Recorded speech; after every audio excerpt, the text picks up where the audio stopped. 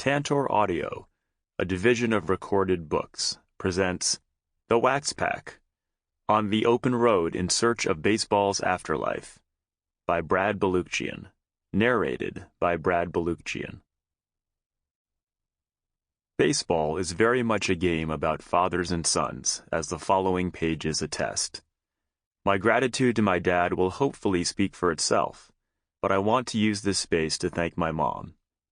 For every game my dad took me to, my mom took me to a baseball card shop in some converted garage or basement in rural Rhode Island to indulge my passion. Thank you, Mom, for always giving me the confidence to be me. I love you. Security is mostly a superstition. It does not exist in nature, nor do the children of men as a whole experience it. Avoiding danger is no safer in the long run than outright exposure. Life is a daring adventure, or nothing. Helen Keller. Author's Note. This is a work of literary nonfiction, and as such, I have played with the chronology of events in some instances for the benefit of the narrative and ultimately the reader. The only composite events take place in Chapter 2, when 2 visits to Visalia, an initial scouting visit for the road trip and the visit on the trip itself, are combined into one. All quotes are accurate, as I tape-recorded my conversations with players and took contemporaneous notes. There are also no composite characters in the book. On occasion, I have changed the names of certain people to protect their identities. Prologue. November 1985. Mary Lou Gula knows it's going to be a long day. Since starting her job on the floor of the Topps factory 14 years ago, she's worked on every part of the baseball card manufacturing process. Card cutting, general help, the DF line, day coding. She even played Santa at the company Christmas party. The 2-story factory sprawls among the hills of Duryea, outside Scranton in eastern Pennsylvania's coal country. Duryea has long been a town of miners and factory workers, first from the silk and cigar industries, and now baseball cards. These 2.5-inch by 3.5-inch slices of cardboard, initially included as giveaways in packs of cigarettes in the 1880s, have produced a collecting craze across the country. By 1992, sales will reach $1.5 billion, and soon after that, a confluence of forces, oversaturation of product, waning interest in baseball, the advent of the Internet, will burst the bubble, sending baseball cards back to the dugout. But we're getting ahead of ourselves. Right now, in late 1985, Topps is the flagship, and Duryea the flagship's home. The DF line, where Mary Lou is scheduled today, is especially grueling. No one even knows what the D and F stand for. They just know that the process of cracking 25-pound loaves of cold pink bubblegum into individual sticks, loading them into the chutes of the DF machine, and stacking the finished packs of cards in boxes, all at a breakneck pace, means sore feet and an achy back by the time happy hour rolls around. Lowering herself into her car to drive the 2 blocks to the factory, Mary Lou's mind jumps ahead 8 hours, when she and her co-workers will clock out, walk through the factory doors, and make a critical decision for happy hour. Turn right and walk half a mile to Town Tavern, or turn left and go half a mile to Litsy's Lounge. Litsy's will cash their checks at the bar, and being a Thursday, it's also payday. While Mary Lou has the masochistic habit of working doubles, can't argue with the pay, today she has first shift, the prime shift, and will be off by 3:30 p.m. Arriving a few minutes early, Mary Lou pushes open the double doors of the factory. The scent of sugar immediately assaults her nostrils, sending a pang through her jaw. In another part of the building, known as Hell's Kitchen, latex, wax, rosin, calcium, and sugar are all mixed together in giant cauldrons to make 1-ton batches of the famous bubblegum. She waves to the security guard, and walks down the long hallway of administrative offices, a tunnel of calm before emerging into the chaos of the open factory floor. A small but sturdy woman, she steels herself for the grind of the next 8 hours.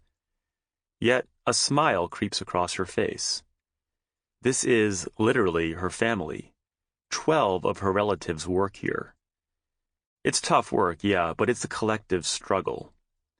When she was pregnant with each of her now teenage kids, she worked right up until the day they were born. Just like the players on the cards she manufactures, Mary Lou wears a uniform, except hers is stained with sugar instead of grass. Snapping the buttons on her knee-length white smock, the red italicized lettering of the Topps logo emblazoned in front, she thinks about hitting her target of 170 packs per minute, near the maximum capacity of a DF machine. She pulls on her red Topps baseball hat and walks from the locker room onto the cavernous factory floor, where she finds her post and greets Mona, her partner for the day. 6 weeks from now, these cards will sit under millions of Christmas trees, 15 players per pack wrapped in red, white, and blue wax paper, a slice of Americana and source of instant delight to the kids who will tear them open, hoping for a hometown player or superstar. Mona stands at one end of the DF machine, one of 20 on the factory floor, and switches it on. It hums to life. "Is it 3:30 yet?" she asks as Mary Lou positions herself at the other end, ready to load. "We're hitting 170 packs today," Mary Lou replies, glancing at the meter that measures their productivity. She grabs a small pile of cards, feeding them into the machine's A chute, and in a blur of muscle memory and coordination, loads a stick of gum in the B chute almost simultaneously. The machine combines all the elements of the pack, cards, sticks of gum, and special inserts, into a little stack and then pushes it onto an elevator, where a machine folds a sheet of wax paper around it. A heater melts the wax to seal the pack, which then slides along the conveyor to Mona, who places it in a box to be packed for shipment to the world. As the wax paper wraps around that first set of cards, Mary Lou has no way of knowing that that pack holds any more significance than the thousands of others she has fed into DF machines over the years. She has no idea that rather than being unwrapped under a Christmas tree 6 weeks from now, it will remain sealed in storage, a forgotten time capsule waiting to be excavated. She has no idea that almost 30 years later, a sports archaeologist with a penchant for underdogs will come along and discover that time capsule, open it up, and then set off on a daring adventure to track down every player inside. And she has no idea that one day she will meet that sports archaeologist in a smoky casino near Duryea, and that archaeologist will be me. 1. Warming up. Are you ready to grow up? All my ex-girlfriends, ever. Summer 2014. I have always gravitated toward the obscure, the unknown, the unsung. In 1984, I was one of only 2 kids to vote for Bert over Ernie in the Greenville Nursery School's version of the presidential election, Sesame Street providing a more compelling choice than Ronald Reagan or Walter Mondale. I liked that Bert collected bottle caps and kept Ernie, who always seemed to be causing mischief, in line. As I grew, so too did my love of underdogs. My favorite insects were stink bugs. My favorite new kid on the block was the reclusive John Knight. I even had a favorite railroad track at the Providence train station, Track 5, remote and little used. While I liked bugs and boy bands and train stations just fine, far and away my biggest passion was baseball. And true to form, my childhood heroes were the journeymen and bench warmers, the underdog fringe players who needed to work like mad just to stay in place. Always outside the mainstream, I identified as an underdog myself. A natural introvert, I was a late bloomer in everything from school to puberty to sex. I faced a good deal of middle-class adversity growing up, going through 6 years of speech therapy to treat a debilitating stutter, enduring another 6 years of orthodontics to tackle a dental situation that baffled my own father, who himself was a dentist, and struggling with obsessive-compulsive disorder. I've never forgotten what it feels like to stand alone in the corner of the room.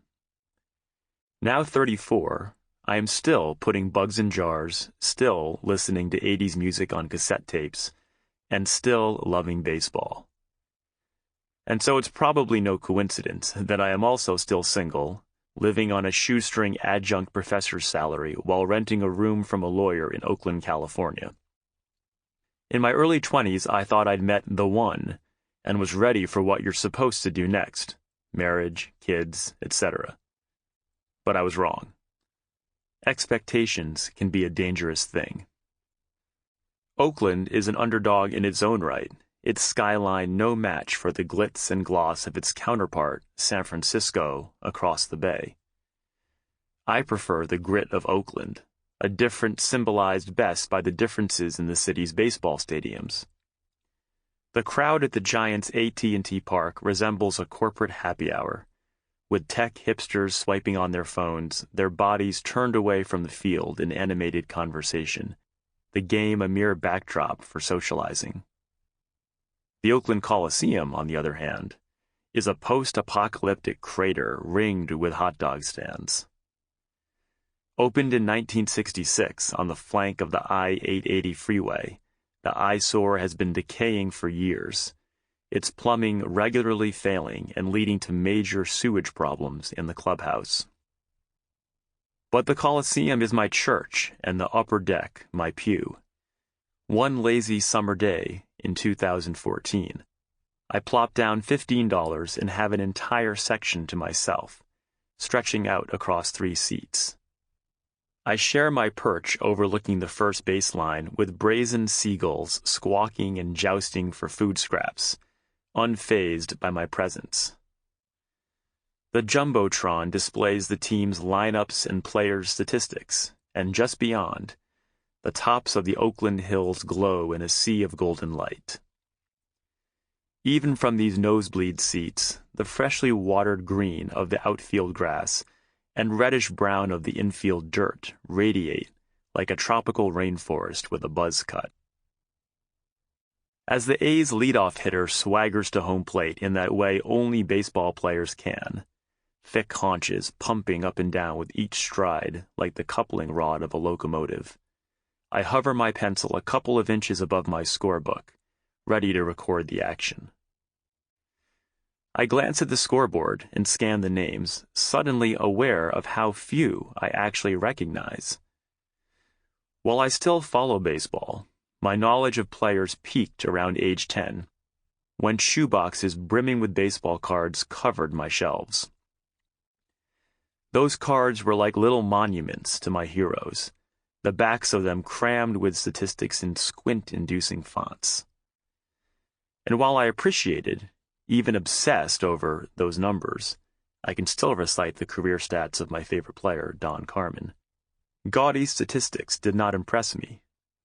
Rather, I was drawn to those players who for some reason resonated with my quirky personality. I liked Spike Owen because of his funny name, Marty Barrett because I thought he was handsome, and Felix Fermin because his initials were both F, which, for no apparent reason, was my favorite letter. I curated a baseball card album of all these players, whose only other common thread was that they were underdogs. Every week, I marched my 50-cent allowance to the Greenville pharmacy to buy a wax pack of these cards, complete with a chalky stick of gum that snapped like a twig when you bit into it. Each pack was a kid's version of a scratch-off ticket, a chance to find a favorite player waiting inside. But even at that young age, I was not content to just let my cards sit in an album. I needed, to know everything I could about the players themselves, to connect with them in some way. When my parents purchased our first computer in 1992, I immediately opened the word processor, remember Notepad, and typed up a biography of Marty Barrett and his complete statistics, which I printed out and pressed to my nose, inhaling the scent of fresh ink. Somehow, writing down those numbers and printing them out made them real and tangible in a way that mere thoughts never could. But again, it wasn't enough to just print them. I then had to track down Barrett in person, finding him at a car dealership where he was signing autographs so I could present the report to him in person. I wanted to study him, to see what he looked like in normal street clothes, to simply know if he was a nice guy. He was. As I got older, my pathological need to scrutinize and document only grew. I became a scientist, specifically an entomologist, a profession demanding meticulous observation, research, and record-keeping. And the right side of my brain kept up with my left. My other passion was writing, particularly writing about people, and so, struggling to choose between science and journalism, my commitment issues extending to all facets of my life, I resolved to do both. Back in my nosebleed seats at the Coliseum, I think more about the benchwarmers and journeymen of my childhood, the figurines of my Toy Story, whose cards are now locked away in a storage unit in my mother's condo. Thank you for not tossing them, Mom. I picture the vessel that those cards came in, the wax pack, wondering if they even make them anymore, a smile spreading across my face as I recall the thrill of opening one. Each pack held 15 individual surprises. And then I experienced a wonderful moment of inspiration bubbling from the subconscious, that ever-elusive visit from the muse. What if I could open a pack just one more time? Not a new pack, but one that had been kept sealed by some hoarder in the vain hope that it would one day be worth something, one that, and this is the key, would almost certainly contain many of the very underdog types I once idolized, the contents of a pack being random and underdogs being more numerous. Most teams only have a few star players. Completely forgetting the game in front of me, I begin scribbling ideas and questions in my scorebook. What happened to the underdogs of my childhood after the spotlight faded? How do they feel the game has changed? And what can I learn from them about what lies ahead for me? Pencil in hand, I realize that at 34, I am now the same age that most of them were when they retired, their bodies betraying them. In what other profession are you washed up for good in your mid-30s? Most would be content to let this daydream evaporate into the summer sky. But not me. Not having saved any wax packs from childhood, the idea of not opening one as a kid was heretical. I take out my phone, log on to eBay, and order a pack of 1986 Topps, the first year I remember collecting. When the pack, now a proper noun, arrives a few days later, I cradle its still shiny wax paper, admiring the sunbursts of gaudy color and nonsensical slogan, the real one, noticing the way the horizontal bar of the lowercase t in Topps extends farther than it should. In the spirit of full disclosure, I did open up multiple packs, just in case I ended up with too many dead players. The integrity of the pack I chose remains intact. There was no mixing and matching. I removed the calcified stick of gum with the caution of a bomb expert, place it in my mouth, and clench down on its powdered surface, splintering it into 1,000 crumbs, which instantly dissolve on my tongue. It's delightfully gross. I draw out the unveiling process as long as possible, slowly revealing each player while cherishing the mustiness of neglect. It is a tantalizing mix of greatness and mediocrity, 14 wax packers in all. Card 15 is a checklist, a card that is literally a list of other cards. Of course, for me, it's not enough to just open the pack. Now I need to find the players inside it, and write a book about it. I do some research online and find out the Waxpackers are spread out across the country, from California to Massachusetts. The 14 players played a combined 201 seasons for 23 different teams. Only the Minnesota Twins, Atlanta Braves, and San Francisco Giants are not represented. I also luck out on their longevity. While the average big league career lasts only 5.6 years, all but one player in the pack, Jaime Kokenauer, played at least 10. In addition, all but one is still alive. Google informs me that Al Cowens, best known for his days with the Kansas City Royals in the 1970s, succumbed to a heart attack in 2002. Baseball being a game played largely on the road, I decide the best way to tackle this project would be to take one mother-of-all summer road trips, a zigzag route that, when drawn on a map of the United States, looks like someone passed out with a Sharpie in hand. My unemployed status, in between semesters teaching biology at Laney College, gives me the luxury of time, but certainly not money.